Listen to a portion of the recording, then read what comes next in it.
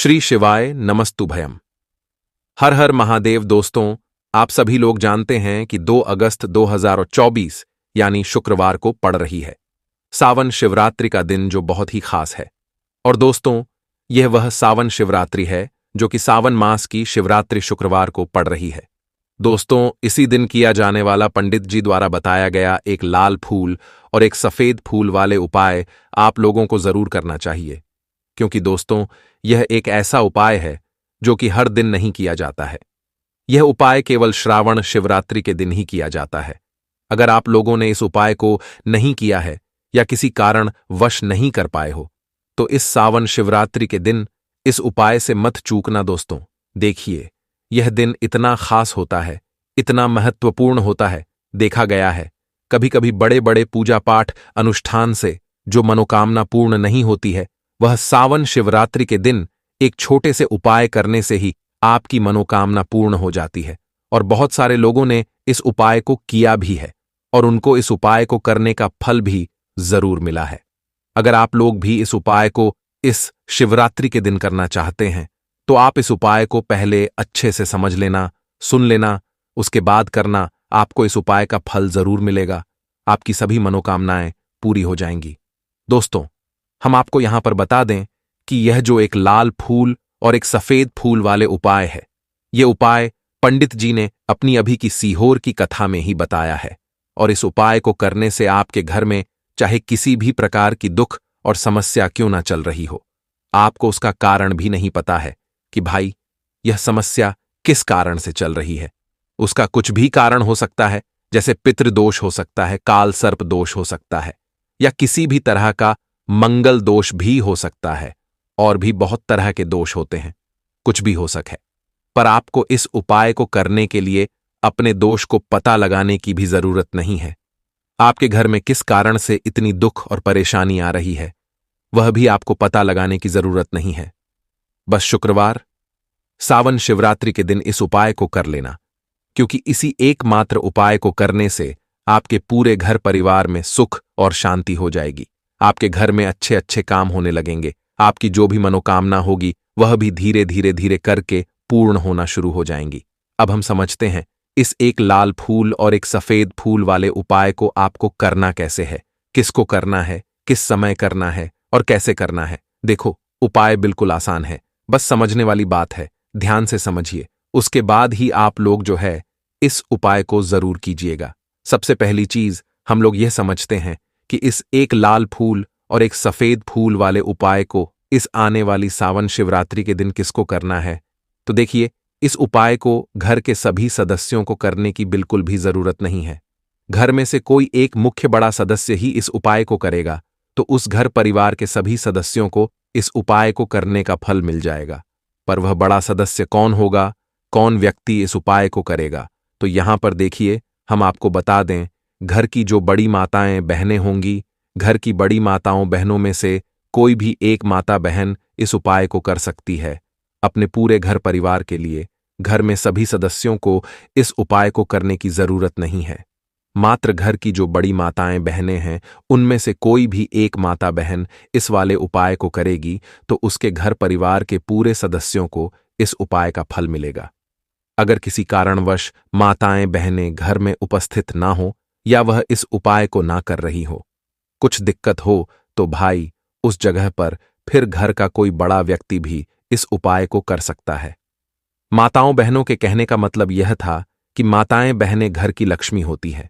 जब घर की लक्ष्मी कोई उपाय करती है, तो निश्चित ही भगवान शिव जी बहुत जल्दी प्रसन्न होते हैं और उपाय का फल में बहुत जल्दी और बहुत बड़ा करके भी यहां पर देते हैं। तो आप लोग ये बात समझ गए होंगे। अब हम ये बात समझते हैं कि इस वाले उपाय को हमें करना किस समय है। एक लाल फूल और एक सफेद फूल वाले उपाय को हमें सावन शिवरात्रि के दिन करना किस समय है। तो देखिए, इस उपाय को करने का जो समय है, सुबह का समय भी है और शाम का समय भी है। अब देखिए, यहां पर हम मुख्य रूप से सुबह का समय नहीं बोलेंगे, क्योंकि देखिए, ये जो सावन शिवरात्रि है, और आप सभी लोग जानते हैं शिवरात्रि के दिन का प्रदोष काल का मतलब शाम का जो समय होता है ना, इस दिन भगवान शिव जी का सबसे प्रिय दिन होता है। तो आप लोग इसे एक लाल फूल एक सफेद फूल वाले उपाय को सुबह के समय भी कर सकते हो और शाम के समय प्रदोष काल में भी कर सकते हो। सुबह के समय अगर कर रहे हो तो 10 या फिर 11 बजे तक भी अगर उपाय करोगे तो भी आपको उपाय का फल मिलेगा। वही अगर शाम के समय कर रहे हो तो इस दिन जरूर शाम के समय का ध्यान रखना कि शाम के 6 बजे से लेकर 7 बजे के बीच में अगर आप इस उपाय को कर सकते हो तो बिल्कुल कर लेना, पूरी कोशिश करना। पर अगर किसी कारणवश इस समय के बीच में ना कर पाओ तो रात 8 बजे तक भी अगर आप उपाय को करोगे तो आपको उपाय का फल जरूर मिलेगा। यह बात आपको समझ आ गई कि आप इस उपाय को सुबह और शाम दोनों समय कर सकते हो। मतलब करना आपको एक ही समय है, घर में से किसी एक ही बड़े व्यक्ति को करना है, पर एक ही बार इस उपाय को करना है, दोनों समय नहीं करना है। आपको जो समय अच्छा लगे आप उस समय पर इस वाले उपाय को कर सकते हैं। तो चलिए जानते हैं इन विशेष उपायों के बारे में। अब सबसे महत्वपूर्ण बात आती है कि इस उपाय को हमें करना किस लिए है। जैसा कि हमने अभी आपसे बोला कि इस उपाय को करने के बाद आपके जीवन में बहुत सारी खुशियां आएंगी, आपकी मनोकामनाएं पूर्ण होंगी, आपकी धन की समस्या दूर होगी, आपकी पैसों की समस्या दूर होगी। अब देखिए, अगर आप लोग सोच रहे हो कि भाई हमें अपना घर बनाना है पर घर बनाने के लिए पैसा नहीं है, हमें गाड़ी लेना है पर गाड़ी लेने के लिए पैसा नहीं है, हमें जमीन लेना है पर जमीन लेने के लिए पैसों की कमी पड़ रही है। अगर ऐसी ही दिक्कत परेशानी या किसी भी तरह की धन से जुड़ी हुई समस्या या पैसों से जुड़ी हुई समस्या अगर आपके जीवन में चल रही है तो यह उपाय निश्चित ही आपके जीवन में बहुत सारे फल लाकर दे सकता है। इसीलिए अगर आपके घर में बहुत ज्यादा दिक्कत समस्या परेशानी चल रही है, धन से जुड़ी हुई पैसों से जुड़ी हुई धन की बहुत ज्यादा कमी आ रही है, पैसों की बिल्कुल आवक नहीं हो रही है, तो भाई आप लोगों को इस वाले उपाय को जरूर करना चाहिए। घर में से किसी एक भी बड़े व्यक्ति को अब इस उपाय में करना क्या है वह सबसे पहले हम लोग जान लेते हैं। उपाय की सामग्री हम लोग सबसे पहले जानते हैं कि इस उपाय में किस किस चीज की आवश्यकता पड़ेगी। तो देखिए, उपाय का नाम तो एक लाल फूल और एक सफेद फूल वाला उपाय है, पर इस उपाय में कुल मिलाकर 4 सामग्री हमें लगने वाली है, जो कि पंडित जी ने खुद सीहोर वाली कथा में बताया है। और जो हम आपको उपाय बताते हैं वह पंडित जी द्वारा बताए गए होते हैं, अलग से हम कुछ भी नहीं बताते हैं। तो यहां पर हम लोग समझते हैं कि इस उपाय की सामग्री क्या है। तो देखो, उपाय की जो सामग्री है वह 4 सामग्री है, जिसमें से सबसे पहली सामग्री है एक बेलपत्र। देखो, बेलपत्र क्या होती है? बेलपत्र जो शिव की शिवलिंग पर चढ़ती है। दूसरी चीज है एक शमी पत्र, शमपत्र, वह जो शिवलिंग पर ही चढ़ता है। तीसरी चीज है दोस्तों एक लाल फूल, जो उपाय का नाम है। तो एक यहां पर आपको लाल फूल लेना है। अब यह लाल फूल कौन सा लेना है? देखो, शिवलिंग के ऊपर जो लाल फूल चढ़ता हो उनमें से कोई भी एक लाल फूल पसंद कर लेना और वह कहीं से तोड़कर या कहीं से खरीद कर लेकर आना और उस लाल फूल को उपाय में प्रयोग कर लेना। उसके बाद में एक सफेद फूल का विशेष रूप से ध्यान रखना। जो सफेद फूल शिवलिंग पर चढ़ता हो सिर्फ वही सफेद फूल लेकर आना, इसके अलावा कुछ मत लेकर आना, लेकिन केतकी का मत लेना। तो एक एक मात्रा में ही आपको यह चारों सामग्री चाहिए, एक बेलपत्र, एक शमी पत्र, एक लाल फूल और एक सफेद फूल। ये चारों सामग्री आप लोग तैयार करके रख ले। प्रदोष काल में या सुबह के समय जब भी आप इस उपाय को कर रहे हैं, जैसे ही आपके उपाय की सामग्री तैयार हो जाती है, तो क्या हम सीधा उपाय को करने के लिए इन चारों सामग्री को लेकर उपाय करने के लिए जा सकते हैं?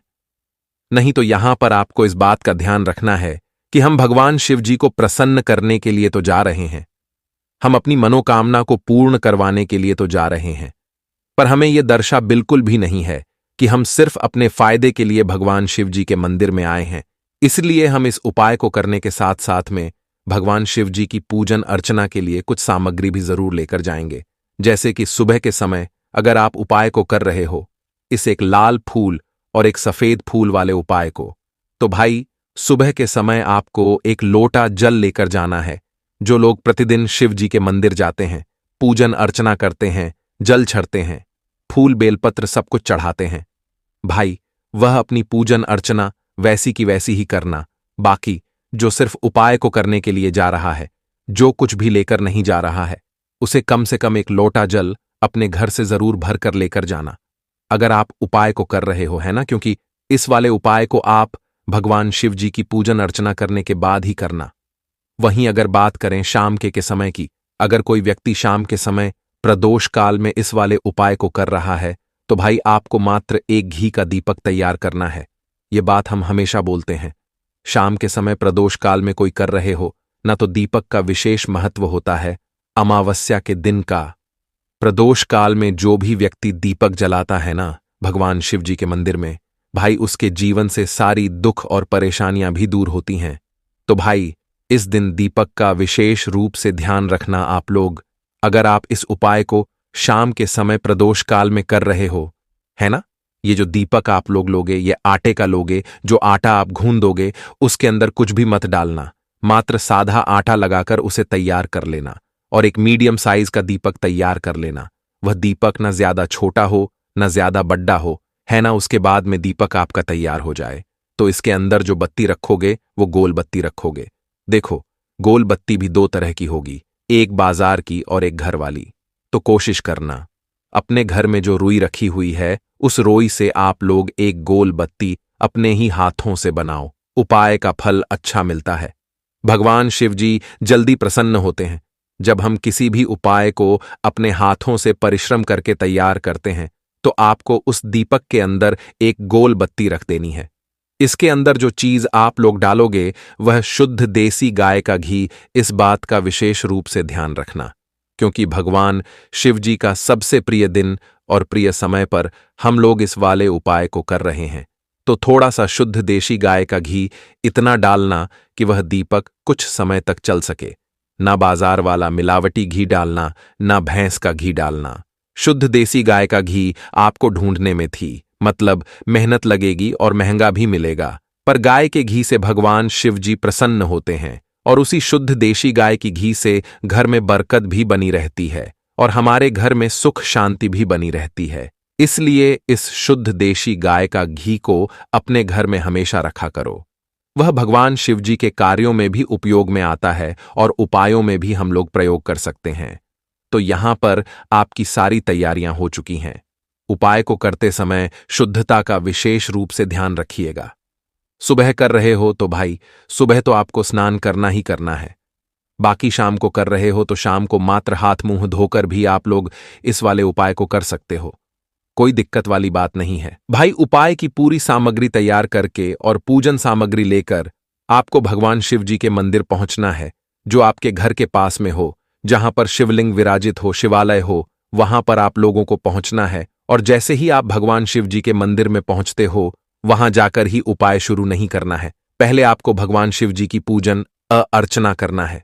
पूजन अर्चना कैसे करोगे? सुबह के समय गए हो तो एक लोटा जल वगैरह जो भी पूजन सामग्री लेकर गए हो, उससे पहले पूजन सामग्री आप लोग मतलब पूजन भगवान शिव जी की कर लो। जो व्यक्ति सिर्फ एक लोटा जल लेकर गए हैं वो शिव जी की शिवलिंग पर मात्र एक लोटा जल एक धारा से धीरे धीरे करके चढ़ा लो, है ना। अपनी पूजन अर्चना आप लोग जो हैं पूरी कर लो पहले। उसी के बाद अगर आप शाम के समय कर रहे हो तो पहले जाकर बैठना है भगवान शिव जी के शिवलिंग के पास में। आप जो दीपक तैयार करके लेकर आए हो उस दीपक को पहले जलाना है। ये जो दीपक आप लोग जलाओ ना, ये किसी और की माचिस से मत जलाना, अपनी ही माचिस अपने ही घर से लेकर आना और इस दीपक को अपने ही माचिस से जलाना। अगर आपने मंदिर की माचिस या किसी और की माचिस ले ली, इस उपाय को करने में इस उपाय का फल उस व्यक्ति को भी थोड़ा बहुत मिल जाएगा। इस बात का ध्यान रखना। अपने घर से अपनी ही माचिस लेकर जाना और इस दीपक को जलाना। दीपक को जलाने के बाद भगवान शिव जी की शिवलिंग के पास में रख देना। शिवलिंग के इतना पास में मत रखना कि भगवान शिव जी को आंच लगे, थोड़ी सी दूरी बनाकर ही जो है इस दीपक को शिवलिंग के पास में आप लोग रख दीजिएगा। अब जैसे ही आपकी पूजन अर्चना हो जाती है, भगवान शिव जी के शिवलिंग के सामने या आसपास कहीं पर भी बैठ जाइए उपाय को करने के लिए। और उपाय को करने से पहले आप लोग अपनी वह चारों पूजन सामग्री निकाल लीजिए। उपाय की जो सामग्री है वह निकाल लीजिए और भगवान शिव जी के शिवलिंग के ऊपर एक माता अशोक सुंदरी जी का स्थान देख लीजिए। माता अशोक सुंदर जी का जो स्थान होता है वह जलाधारी के ऊपर होता है, जलाधारी के बिल्कुल बीचों बीच में होता है। आप लोगों ने देखा भी होगा शिवलिंग की जलाधारी होती है। जलाधारी के बिल्कुल बीचों बीच का जो स्थान होगा वह माता अशोक सुंदर जी का स्थान होगा, क्योंकि यहीं पर हमें यह जो है उपाय को करना है। सबसे पहली चीज अब हम उपाय को करना शुरू करते हैं। आप सबसे पहले अपनी एक बेलपत्र उठा लो। एक बेलपत्र को आपको माता अशोक सुंदरी जी वाले स्थान पर सबसे पहले समर्पित करना है। बेलपत्र की डंडी का मुख होगा जलाधारी की तरफ, जहां से जल बहता है और नीचे गिरता है, और बीच वाली पत्ती का मुख मतलब शिवलिंग की तरफ होगा। इस तरीके से आपको इस बेलपत्र को माता अशोक सुंदरी जी वाले स्थान पर समर्पित कर देना है। उसके बाद में अपनी एक पत्र उठा लो जो आप उपाय के लिए लेकर आए हुए हो। शमी पत्र को उठाकर शमी पत्र की भी जो डंडी का भाग होगा वह जलाधारी की तरफ करके, जहां से जल बहता है नीचे गिरता है उस तरफ करके, और पत्ती वाला भाग शिवलिंग की तरफ करके, इस शमी पत्र को भी उस बेल पत्र के ऊपर आपको समर्पित कर देना है। समर्पित करने के बाद अब आप ले लो अपना एक लाल फूल जो आप उपाय को करने के लिए लेकर आए हुए हो। इस लाल फूल का जो खिला हुआ भाग होगा, चाहे वह गुलाब का फूल हो, चाहे कोई सा फूल जो शिवलिंग पर चढ़ता हो, भाई उस फूल का जो खिला हुआ भाग होगा वह शिवलिंग की तरफ होगा। बाकी जो पीछे का भाग होगा फूल का, वो जलाधारी की तरफ, जहां से जल बहता है नीचे गिरता है उस तरफ होगा। और आखिरी में आपका जो एक सफेद फूल बचा हुआ है, इस सफेद फूल को भी आपको लेना है, और सफेद फूल का जो खिला हुआ भाग होगा वो शिवलिंग की तरफ होगा। जहां पर शिवलिंग रखा हुआ है उस तरफ होगा, और डंडी का भाग जलाधारी के पीछे की तरफ हो जाएगा, मतलब जो जहां से जल बहता है और नीचे गिरता है। जब आप लोग एक बेलपत्र, एक शमी पत्र और एक लाल फूल, एक सफेद फूल चढ़ा रहे हो, तो उस समय आप लोगों को कांता भगवान या कांता चक्र का नाम लेते हुए ही जो है इस उपाय को करना है, और भगवान शिव जी और नारायण जी का स्मरण करते हुए ही इस उपाय को आपको करना है। तो जब भी आप एक बेलपत्र, एक शमी पत्र, एक लाल फूल और एक कमी हो रही है, जो भी दुख और समस्या परेशानी चल रही हो, आपको अपनी वह दुख और परेशानी जो है भगवान शिव जी से उपाय को पूरा करने के बाद वहीं पर पास में बैठकर बोल देना है। हाथ जोड़ के आंखें बंद करके अपनी परेशानी और श्री शिवाय नमस्तुभयम का जाप करना है। दोस्तों, आज हमने इस वीडियो में कुछ उपाय बताए हैं जो आपको करने हैं। अगर आपको वीडियो अच्छी लगी हो तो वीडियो को 1 लाइक और चैनल को सब्सक्राइब जरूर करें। हर हर महादेव।